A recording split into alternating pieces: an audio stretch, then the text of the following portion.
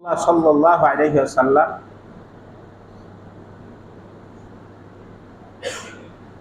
হযরতে আবু হুরায়রা রাদিয়াল্লাহু তাআলা আনহুকে প্রথম যে উপদেশ দিলেন সেটা হচ্ছে হারাম থেকে বিরত থাকো, হারাম খাবার থেকে বিরত থাকো, গুনার কাজ থেকে বিরত থাকো। তাহলে তুমি কি হবে? দুনিয়ার সমস্ত মানুষ যে ইবাদত করতেছে তার চাইতে সবচাইতে শ্রেষ্ঠ বলে আল্লাহর কাছে বিবেচিত হবে। বলেন সুবহানাল্লাহ। কোন কাজটা করলে বলেন তো? হারাম থেকে বিরত থাকলে, হারাম খাবার থেকে বিরত থাকলে। সম্মানিত হাজির, করা যাবে? করা যাবে? বলেন ইনশাআল্লাহ। ইবাদত করি আমরা, নামাজ পড়ি, রোজা রাখি, দান খয়রাত করি, তো ইবাদত করাই লাগবে। কবুল হোক না হোক, কবুল হওয়া না হওয়া সম্পূর্ণ আমার উপর নির্ভর করে, তাই না? আমি নামাজ পড়তেছি, যদি আল্লাহর জন্য না হয়, লোক দেখানোর জন্য হয়, তাহলে তো সেটা কবুল হবে না। হবে কি? আমি দান করলাম মানুষকে দেখাবার জন্য, তো মানুষের কাছে নাম পাওয়ার জন্য, সম্মান পাওয়ার জন্য, তো এটা এই পর্যন্তই থাকবে। কি পর্যন্ত থাকবে? এটা এই পর্যন্ত থাকবে, আর কোনো যা আমি পাবো না। এই জন্য রাসূল সাল্লাল্লাহু আলাইহি সাল্লাম বলেছেন যে কোনো মানুষ যদি উহুদ পাহাড় পরিমাণ দান করে আর নিয়াত যদি সহি না হয়, 4 পয়সাও দাম নাই। কি নাই? 4 পয়সাও দাম নাই। আর নিয়াত যদি সহি করে একটা খুরমা খেজুরও দান করে, তা আল্লাহ পাক উহুদ পাহাড়ের চাইতে বেশি নেকি দিবেন। বলেন সুবহানাল্লাহ। সম্মানিত হাজির, তাহলে যেটা বলতেছিলাম, ইবাদতের মধ্যে ভেজাল থাকতে পারে। কি থাকতে পারে? ভেজাল থাকতে পারে। আমি নামাজ পড়তেছি, কিন্তু আমার নামাজের মধ্যে ভেজাল থাকতে পারে, হতেও পারে, নাও হতে পারে। তাই বলে আমাকে নামাজ ছেড়ে দেওয়া যাবে না। ছেড়ে দেওয়া যাবে? পড়াই লাগবে। কবুল হোক না হোক, এটা আল্লাহ পাকের অর্ডার, করতেই হবে। আর কবুল হওয়ার জন্য আমাকে চেষ্টা করতে হবে। কি করতে হবে ভাই? চেষ্টা চালাইতে হবে। তাহলে ইবাদতের মধ্যে ভেজাল থাকতে পারে, যে ভেজালের দ্বারা আমার ইবাদত আল্লাহর পাকের কাছে গ্রহণযোগ্য নাও হতে পারে। কিন্তু আল্লাহ পাকের নবী আবু হুরায়রা রাদিয়াল্লাহু তাআলা আনহু যে কথা বললেন যে, আবু হুরায়রা, ইবাদত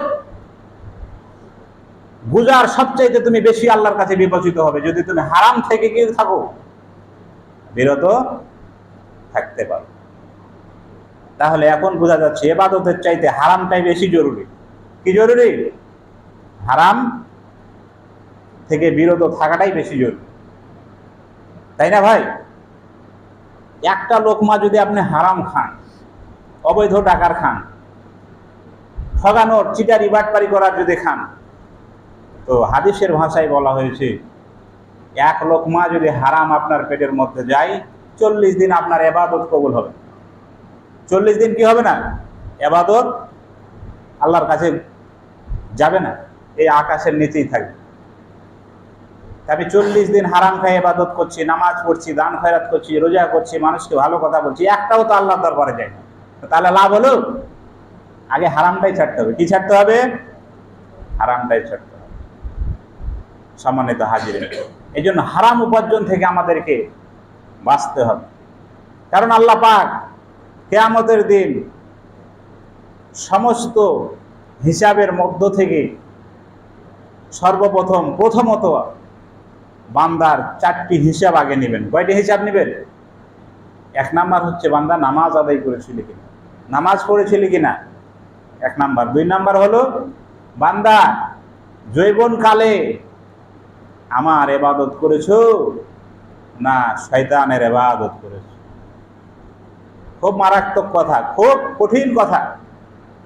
যুবক বয়সের যে শক্তি শরীরে থাকে, তেজ যেটা থাকে, 10 জনকে কাজ করে দেবো, ঠিক কিনা? কিন্তু আপনি বৃদ্ধ হয়ে গেলেন, তো আপনার শরীর ভালো লাগে না, নামাজ পড়তে মন চাইতেছে, কিন্তু আপনার শরীর চলে না।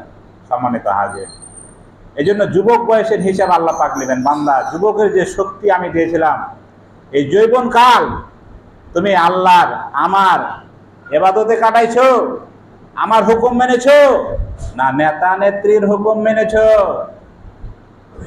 এবার কিন্তু কঠিন কথা, ঠিক না? নেতার হুকুম মানবেন, নেতার সাথে সম্পর্ক ভালো রাখবেন, কিন্তু নেতা আল্লাহওয়ালা হওয়া লাগবে। কি আল্লাহ হওয়া লাগবে? আল্লাহওয়ালা হওয়া লাগবে। আপনি এখন হিসাবটা মিলান, যে নেতাকে আপনি খুব জান প্রান্তে ভালোবাসেন, হুজুরের চাইতে বেশি ভালোবাসেন, এমন মুসল্লি আছে না নাই? আছে, আছে।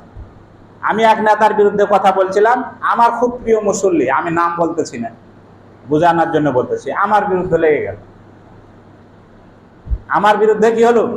লেগে গেল। ওই বেটা, তুই যে নেতার অনুসরণ করতেছিস, সেই নেতা কি আল্লাহওয়ালা? সে নেতা কি নামাজি? সে নেতাও নামাজি না, নিজেও নামাজ পড়ে না, তোকেও নামাজ পড়তে বলে না। তাহলে ওই নেতার কথা মানা মুসলমানদের যাবে কি? যাবে না।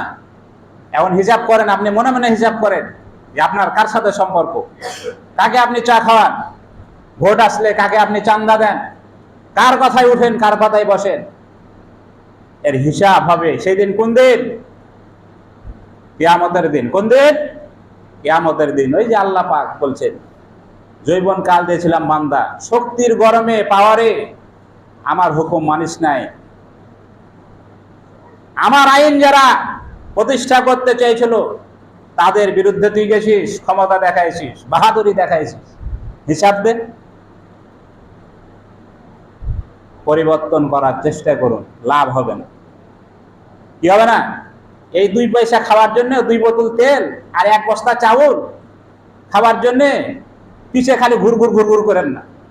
এর জবাব কিন্তু আপনাকে একদিন দিতেই হবে। সম্মানিত হাজির, কোন নেতার আদর্শ মানতে হবে? মুহাম্মদুর রাসূলুল্লাহ সাল্লাল্লাহু আলাইহি সাল্লাম। তার আদর্শের কথা যেই নেতারা বলে তাদেরকেই আপনি মানবেন। যদি আপনি সত্যিকারের মুসলমান হয়ে থাকেন, যদি আপনি কবরে বাঁচতে চান, যদি আপনি কিয়ামতের মাঠে বাঁচতে চান, আর আল্লাহ জান্নাত যদি আপনি পেতে চান, কথা খারাপ লাগলেও ভালো হবে, আমল করবে। সম্মানিত হাজির।